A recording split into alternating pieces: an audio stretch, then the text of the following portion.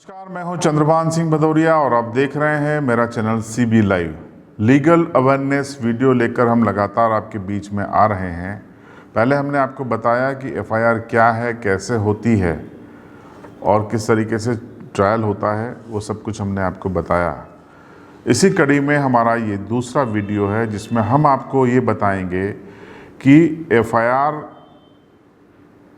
जिन धाराओं में होती हैं उनमें कितनी धाराएं जमानती हैं, कितनी अजमानती हैं, यानी कितनी बेलेबल हैं, कितनी नॉन बेलेबल हैं। बेलेबल का मतलब क्या होता है और नॉन बेलेबल का मतलब क्या होता है, और ऐसी कौन सी धाराएं हैं जिनमें आपकी गिरफ्तारी से बचने के अधिकार सुरक्षित हैं।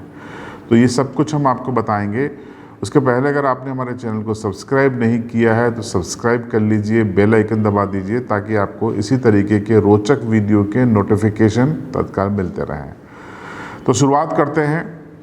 क्या आपको पता है कि IPC जो इंडियन पेनल कोड है, जिससे भारत की कानून व्यवस्था चलती है, उसमें कुल कितनी धाराएँ हैं?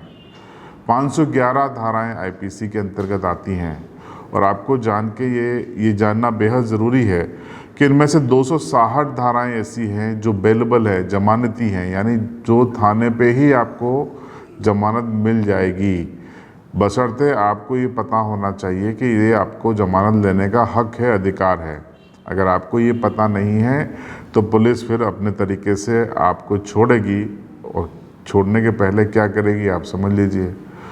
और कुल 217 के करीब धाराएं ऐसी हैं जो अजमानती है, नॉन बेलेबल है।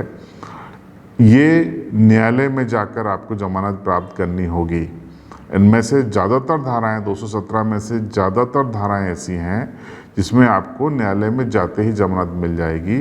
लेकिन जो गंभीर अपराध हैं, कॉग्निजेबल क्राइम है, ऑफेंस है, जैसे हत्या, हत्या का प्रयास, किडनैपिंग, रेप, एक्सटॉर्शन, 420, 467, 68 या महिलाओं से संबंधित कई अपराध हैं, उनके प्रति यौन हिंसा के अपराध हैं, उनमें आपको दिक्कत होगी। उसमें आपको जमानत के लिए ठोस तर्क होना चाहिए, अन्यथा ज़्यादातर मामलों में आपको जुडिशल रिमांड यानी जेल भेज दिया जाएगा कोर्ट की ओर से। तो ये धाराओं और उसका मैंने आपको विश्लेषण बताया। बेलेबल यानी जमानती अपराध जो आप थाने पे ले सकते हैं, और अजमानती अपराध जो आपको न्यायालय में जाकर आपको जमानत लेनी होगी। कुल 511 धाराएं हैं IPC में। अब क्या आपको पता है कि अब एक ऐसा नियम भी बना दिया गया है कि 2010 से 1 नवंबर 2010 से लागू हो गया है कि ऐसी धाराएं जिनमें सज़ा 7 साल से कम है, जी हाँ, ऐसी धाराएं, ऐसे अपराध जो आपके विरुद्ध दर्ज हो गए हैं जिनमें सज़ा 7 साल से कम है, पुलिस आपको उसमें गिरफ्तार नहीं करेगी। जी हाँ, ये नया नियम लागू हो चुका है। और आपको गिरफ्तार करने की बजाय जब वो आपके विरुद्ध मामले को जांच में सही पाएगी, तब वो न्यायालय में चालान प्रस्तुत करेगी ट्रायल के लिए। तब वो आपको एक नोटिस के जरिए सूचना देगी कि इस तारीख को इस कोर्ट में आपका चालान पुटअप किया जाएगा, आप वहाँ पर प्रस्तुत रहें। तो आपको वहाँ पे जाना है और न्यायालय से जमानत हासिल करनी है। आपको एक ऐसे व्यक्ति को भी ले जाना है जो जमानतदार हो, चाहे उसकी ज़मीन की वो डायरी लेकर जाए, जो भी चीज़ लेके जाए, तो वो जमानत मुचल के आपको न्यायालय से मिलेगा। ऐसी 7 साल से कम उम्र के मामलों में कर दिया है। लेकिन इसमें भी एक नियम बना हुआ है। कुछ 3-4 ऐसे बिंदु हैं जिसमें भी 7 साल के इस नियम के बावजूद भी आपकी गिरफ्तारी हो सकती है। कब हो सकती है? अगर पुलिस को लग जाए कि आपने ऐसा अपराध किया है जो राष्ट्रीय सुरक्षा के लिए खतरा है, देश के लिए खतरा है, तो पुलिस अधिकारी आपको गिरफ्तार कर सकता है, भले आप 7 साल से कम उम्र की धाराओं में आते हों।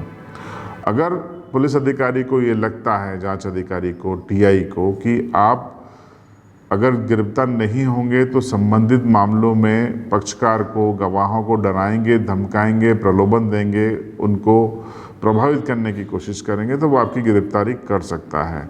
अगर आपने ऐसा अपराध घटित किया है जिसका आप पे आरोप है, लेकिन 7 साल से कम की रेंज में आता है, तो पुलिस को अगर आपसे कोई वेपन्स बरामद करना है, कोई हथियार बरामद करना है, कोई चीज़ ऐसी बरामद करना है, मान लीजिए आपने चोरी की है तो रिकवरी करना है, या आपने किसी पर हमला किया है, चाकू से या आपने राड़ से हमला किया है तो पुलिस को वो बरामद करना है, तो फिर आपकी गिरफ्तारी होगी, क्योंकि गिरफ्तारी के बगैर आप बताएंगे नहीं कि वो कहाँ पे है तो पुलिस कैसे उसको ट्रेस करेगी, बरामद करेगी, इसलिए उसमें भी गिरफ्तारी होगी।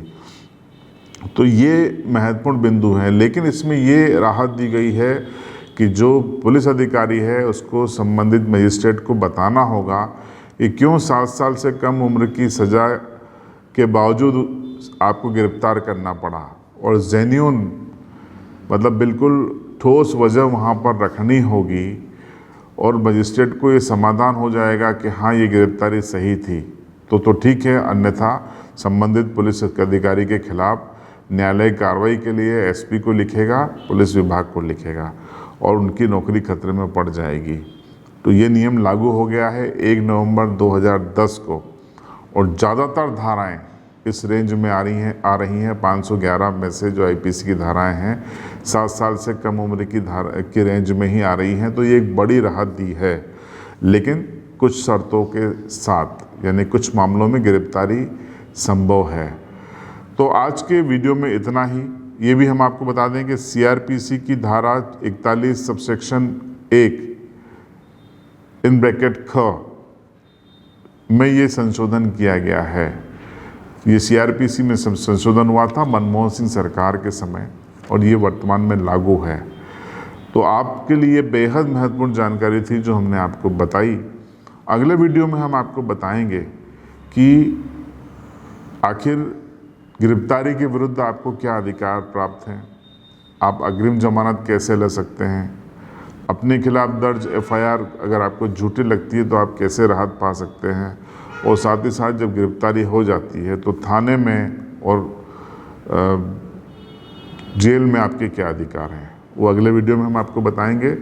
अभी तक आपने चैनल को सब्सक्राइब नहीं किया है तो सब्सक्राइब ज़रूर कर लीजिए और बेल आइकन दबा दीजिए, ताकि इसी तरीके के इन्फॉर्मेटिव वीडियोज़ आपको लगातार देखने को मिलते रहें।